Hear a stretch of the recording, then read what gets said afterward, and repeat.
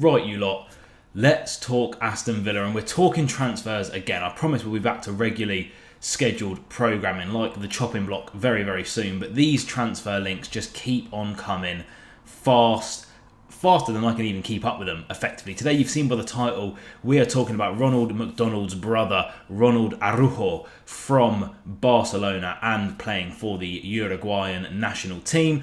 This is a link that's come out of an article that came out a long time ago. I think it was around January time. We were interested in him if we could reach our objective of getting into the Champions League. That has been achieved. Barcelona are obviously in a sticky situation with financial fair play, much like us, except they have been told they have to cut X amount from their wage bill. Ronald Araujo is currently on €134,000 a week.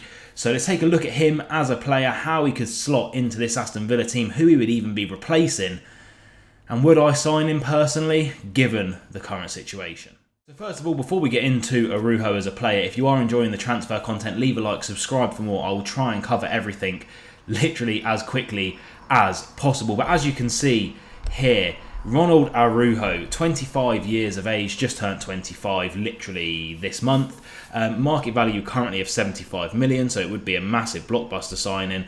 And he is mainly a centre-back, but he can cover at right-back as well. He is a right-footed centre-back, so you'd be looking at the likes of Conza and Diego Carlos as to who he would come into the team over. This season, 25 games, 21 starts, 2 assists and a goal, getting about 2,000 minutes and an average rating of 6.91. If we scroll down to his stats, you'll actually see that offensively his output is insane. You know, his expected goals is right up there for centre-backs. It's 95th percentile. His non-penalty XG is the same. Obviously, he's not taking those. His shots on target, 9. To be fair, a conversion rate of 1 in 9 for a centre-back probably isn't too bad. I'd like to know what our ones are. 2 assists this season puts him right towards the top 7% of La Liga centre-backs, and his expected assists puts him in the top 4%. So offensively, you know, we know how Barcelona play. It's a very similar style to how we were playing at the start of the season before we got tired and just parked the bus effectively. And his pass accuracy is floating at around 90%, which, I mean, that's like the most La Liga thing ever. His pass success ratio for a centre-back is 90%, and it only puts him in the top 78th percentile. That league is mental when it comes to tiki-taka football. 73 accurate long balls and 8 chances created this season. You go down to his possession stats, 80% dribble success rate puts him in the top 70%. 8 successful dribbles, nearly 2,000 touches this season, and 35 of those being in the opposition box. And then defensively, clearly this is what we're going to be after. He is a centre-back after all. 22 tackles won at a success ratio of 81.5%. 104 duels won, 61 aerial duels won at a percentage of 72%. 6 blocks, 25 fouls committed this season, only picking up, I think it's 6 yellows, no reds yet.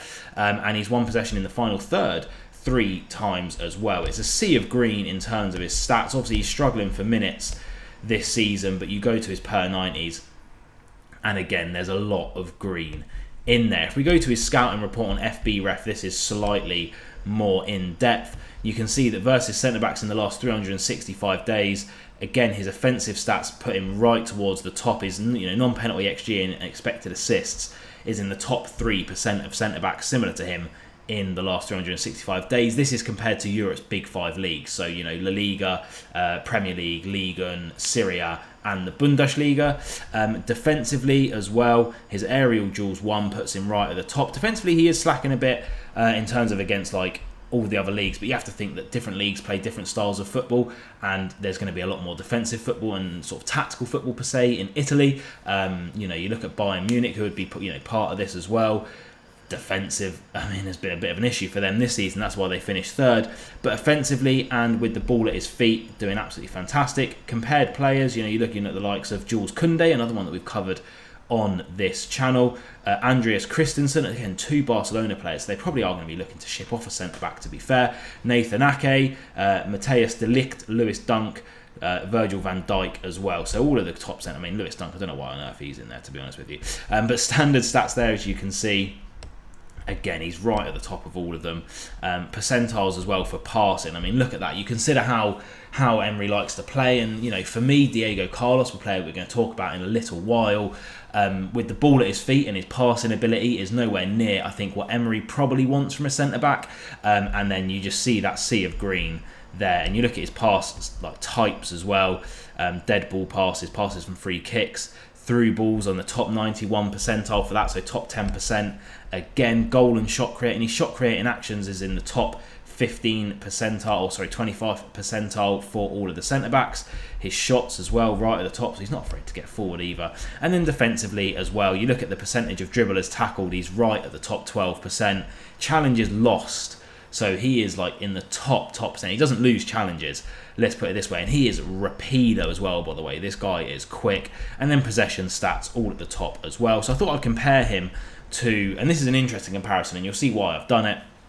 We've got RONALD ARAUJO, our current right-footed centre-back. I know Consta's technically a centre-back, but he's been playing right-back so much this season, and I don't think we're going to have the transfer kitty to get a big-name right-back. I'm going to keep him over there and put Diego Carlos in, because he is our other right-footed centre-back. And then Gabriel Ocho, a player that we've been linked with on a free transfer from Luton this season.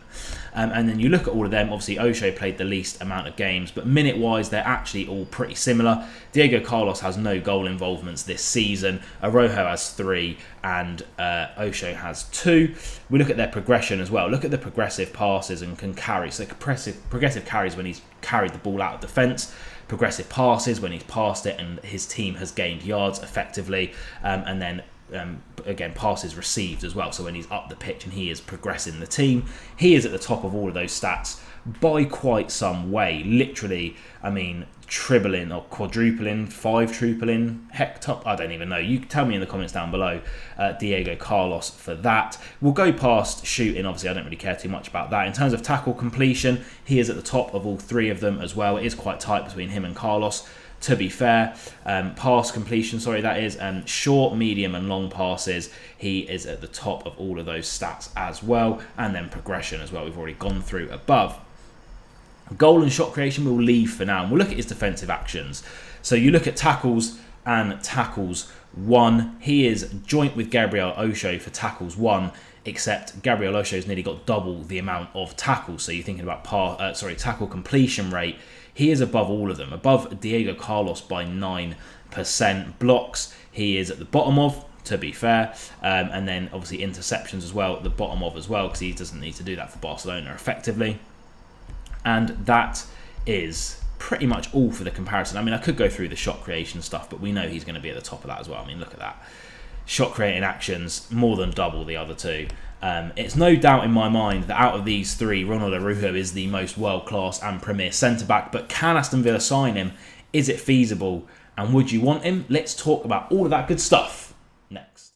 So I'm going to pop a tweet up on screen here, and this is coming from reputable sources within England, that Diego Carlos is one of the players that Aston Villa are willing to listen to offers for this summer, which means Emery would obviously like a right-footed centre-back to come in and replace that void that Diego Carlos will fill. It is a massive void because Diego Carlos is built like an IFBB Pro, but it is a void nonetheless that will need filling. Now, we could, again, look to exploit the free agency market. We have Tosin Adebayo, I think I can't pronounce his surname, it's Tosin from Fulham, Gabriel Ocho from Luton, available on free transfers this summer.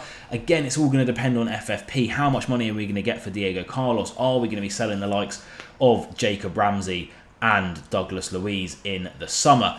Now, if the funds were there, you think you have him and Koundé really are the 2 premier centre-backs that we have been linked with. Hermoso is a left-footed centre-back, so he is not in this conversation. I'm just talking about purely right-footed centre-backs. If the money's there, if the funds are there, and it's not going to come back to bite us on the bum in terms of financial fair play, I would absolutely love RONALD ARAUJO at the club. Now, I just don't know if this transfer is feasible. His wages are way into the upper echelons of €134,000. Like I said at the start, the transfer fee that Barcelona will demand, even though they are obviously in this sticky situation with financial fair play where they have to slash like 200 million off of their wage bill, they're still going to demand a lot. This is one of the best young centre-backs in the world. He's only 25 years of age. He's got, 3 years probably until he hits his prime, and then 4 years of a prime after that.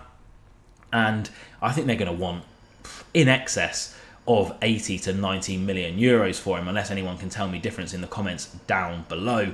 And for that reason, I just don't think this transfer is feasible. It's an interesting link, and obviously there was that discussion earlier in the season that if we got Champions League, we would be going for him. But again, I don't know if we fully were aware of the scope of the FFP strangulation that they've put on us, because they probably want us to finish 8th next year and go out early in the Champions League so they can go back to their big six. Just a conspiracy theory. But again, I just don't see this one being feasible. If Diego Carlos is sold, I believe that we do need to bring in a money centre-back rather than a free transfer one, because we are going to be, again, challenging for the Premier League, Champions League, FA Cup, Carabao Cup. We're going to have so many games next season, we can't just be relying on free transfers. I completely understand that.